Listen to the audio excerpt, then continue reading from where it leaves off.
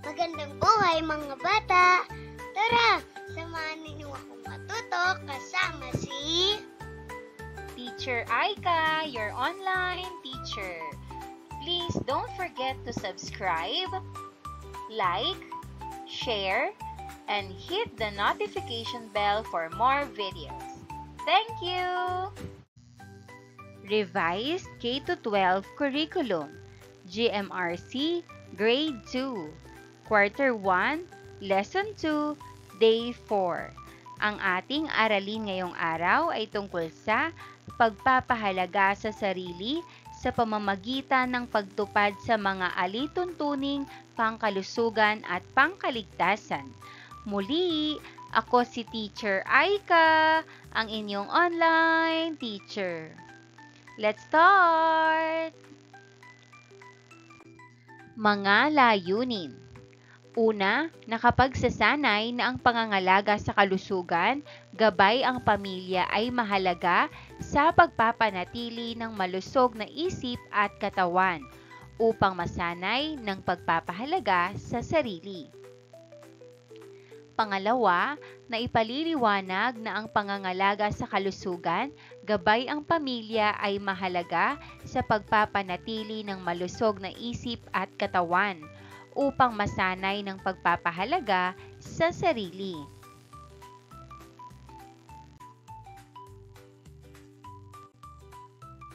Sa nakaraang talakayan, natutuhan ninyo ang iba't ibang kilos tungkol sa wastong pangangalaga sa kalusugan na gabay ang pamilya.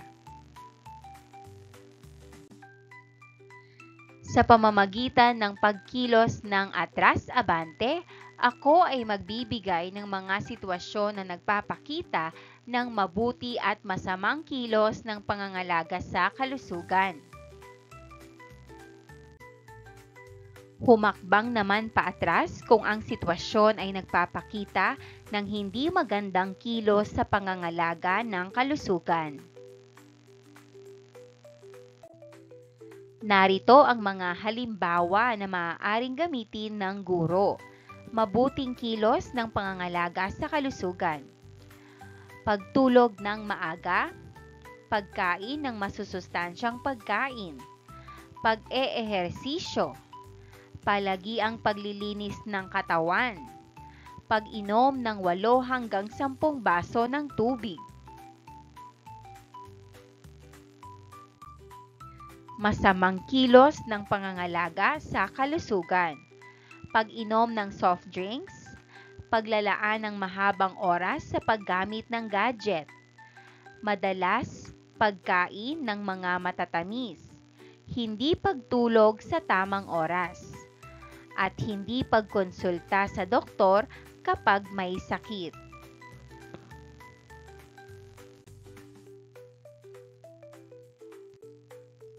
Ating basahin at unawain ang mga salita. Pagsasanay. Pagsasanay. Pagsasanay ay proseso ng pagpapahusay ng mga kakayahan, kasanayan at kaalaman sa isang partikular na larangan o gawain. Pangangalaga. Pangangalaga. Pangangalaga ay anumang kilos o gawi na tungo sa ikabubuti ng sarili sa gabay ng pamilya.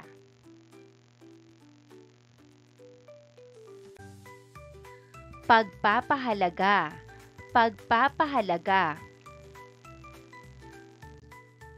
Pagpapahalaga ay pagbibigay ng halaga sa sarili at sa anumang bagay na ginagawa tungo sa ikabubuti.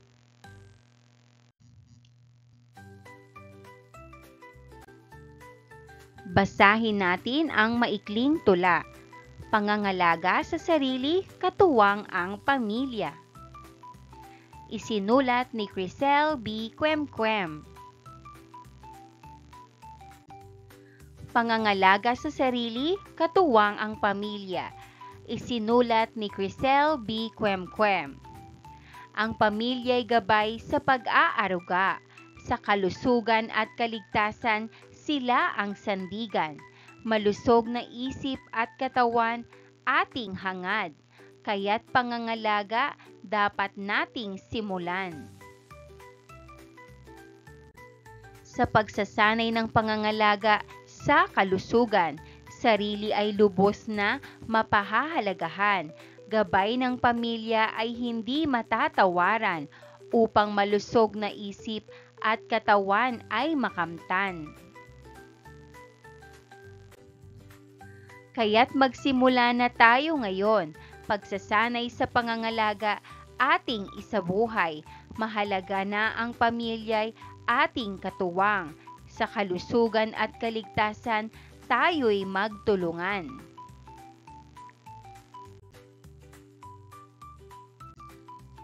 Mga gabay na tanong tungkol sa ating tulang binasa. Una, ano ang papel ng pamilya sa pag-aaruga ng kalusugan at kaligtasan?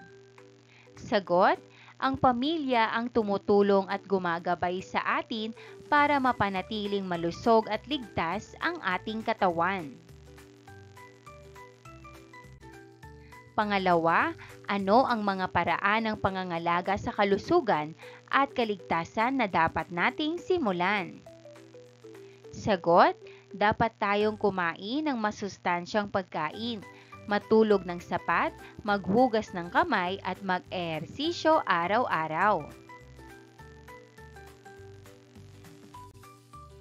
Pangatlo, sa iyong palagay, ang pangangalaga ba sa kalusugan ay isang paraan ng pagpapahalaga sa sarili? Bakit? Sagot, opo, dahil kapag inalagaan natin ang ating kalusugan, pinapakita natin na mahalaga tayo at gusto nating manatiling malusog at masaya.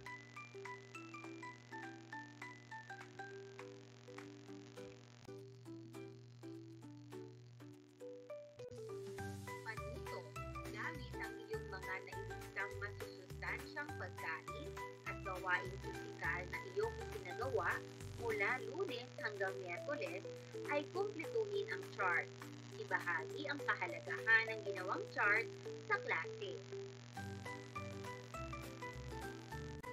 Narito ang chart na inyong gagawin. Unang kolong, gawain. Masustansyang pagkain kinain. Pangalawang kolong, pisikal na aktibidad na isinagawa. Lunes, Martes, at Miyerkules.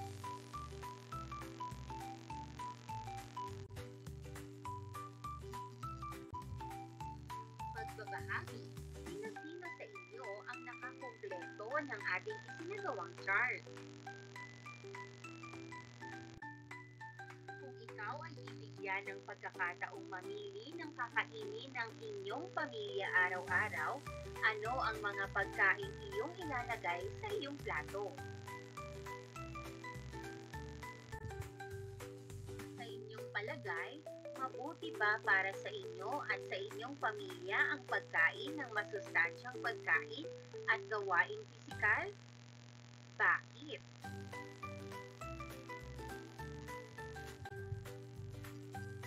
Kailan dapat isinasagawa ang pagkain ng masustansyang pagkain at gawaing pisikal?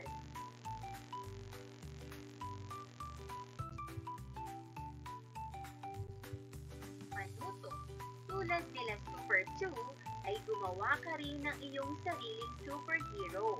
Bigyan mo ito ng superpower sa pamamagitan ng pagsulat ng mga paraan ng pangangalaga sa kalusugan at kaligtasan na dapat niyang maging gawin upang manatiling malusog ang isip at katawan sa mga bituin. Ako si Super Blank.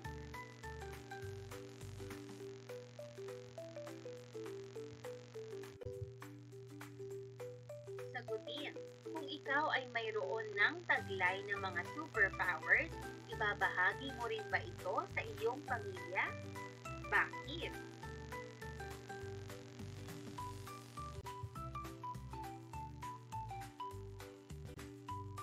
Panuto, ilista sa iyong kwaderno ang mga paraan ng pangangalaga sa kalusugan na natutuhan sa pamilya na lumilinang sa pagpapahalaga sa sarili.